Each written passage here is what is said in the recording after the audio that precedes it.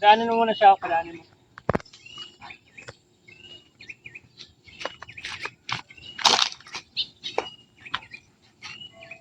Sige. Mga boss, yung naghahakot ako ng buhangin, 5 supot lang kasi magbubuhos ako ng poste ko. Malinaw yung tubig mga boss, oh.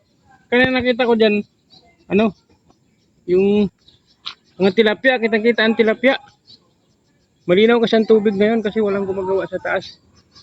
Nagawa na ako ng pantiksay dati kaso laging malabo yung tubig. Kaya hindi ko makita mga isda. Ngayon malinaw, ang dami palang isda. Pero mga 4 na daliri rin. Gagawa ko ng ano, pangtiksay uli. Pero kahit yung baril ko na yun, papalitan ko lang ng tubo. Mayroon eh.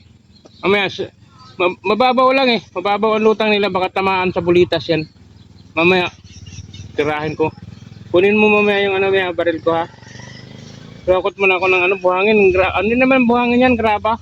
Hahaluan ko lang yung buhangin ko na nahakot. Kasi magbubuhos ako ng poste ko ngayon ng boss eh. Gagawa ko ng pantiksay na.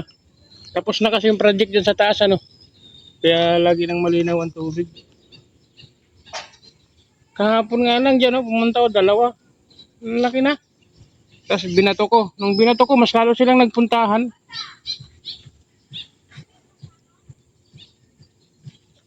Napay ng buhang. Sige, bigyan mo na ito.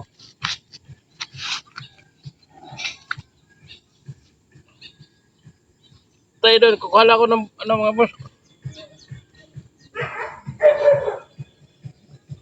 Dito lang oh.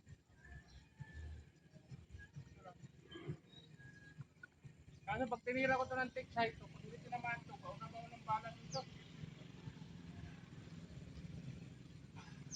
Doon malalim eh. Paano?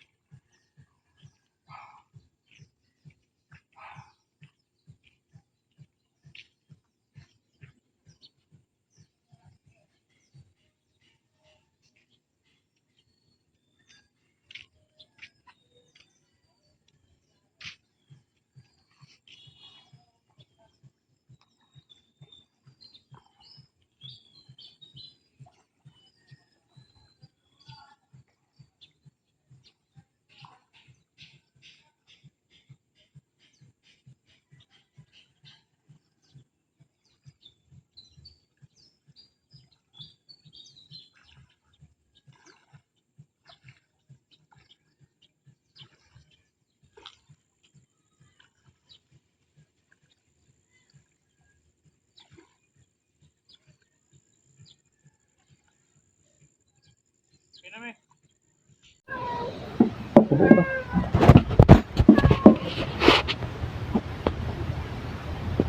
Yan.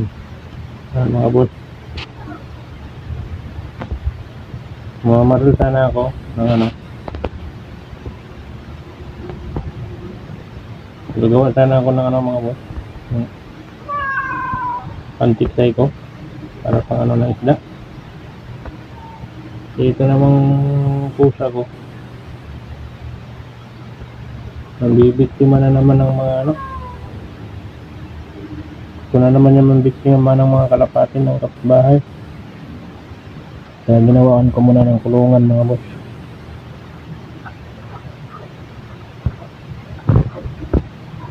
May steel matting ako dito pero wala pa kasi akong welding machine. Kinali ko lang muna sa mga boss. Pansamantala.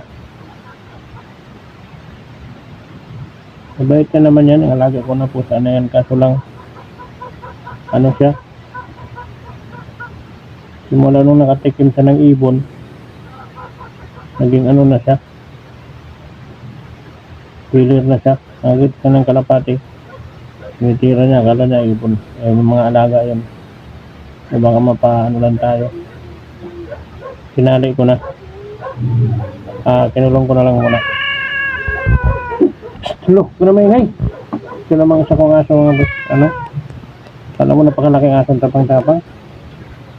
Magipag-away sa nabubugbog lang rin naman. Kaya malaki ang pusa ko na yan. Malaki niyan. May kasalanan siya ng biktima ng kalapati yan eh. Kaya tinali ko muna. Ay, tinali. Kulong. Ito, wala akong ano. Welding machine. Huwag nang maingay, huwag nang maingay.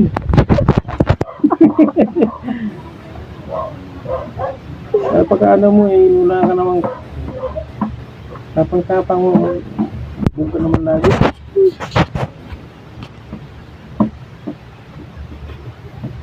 Batukan tuloy. Tinali ko lang muna.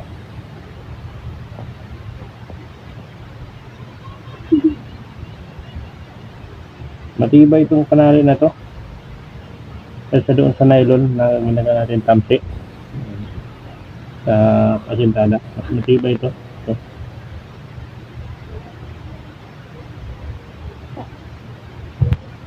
Ang welding machine eh. Ito muna pang samantala. Nagawa sana ako ng ano, yung pantik sa ito eh. Kasi pag luminaw ano, may mga tilapia pala doon mga boss sa ilog.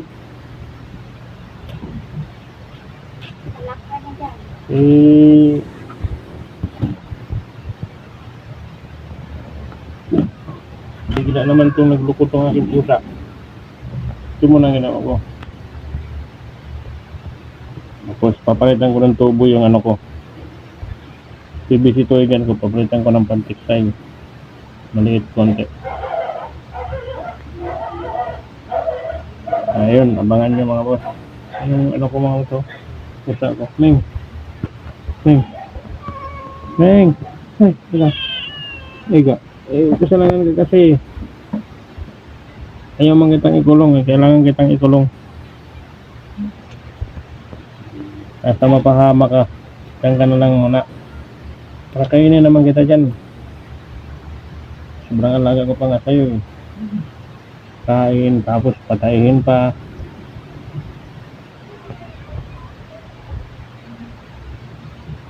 Lalaki yan eh. Pusa ko na yan kaya maldito.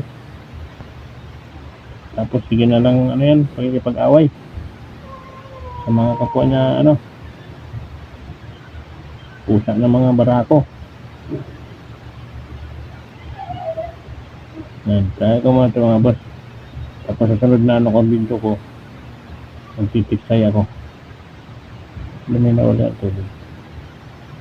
Yan, maraming salamat sa inyo mga boss. Si Kapisak nga pala. At din kay Papa na si Jorne.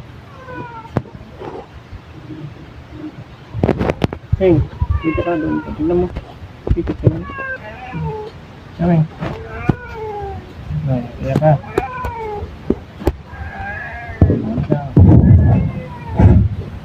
Huwag nalala. Kainin naman kita dyan. Kailangan lang kitang itulong.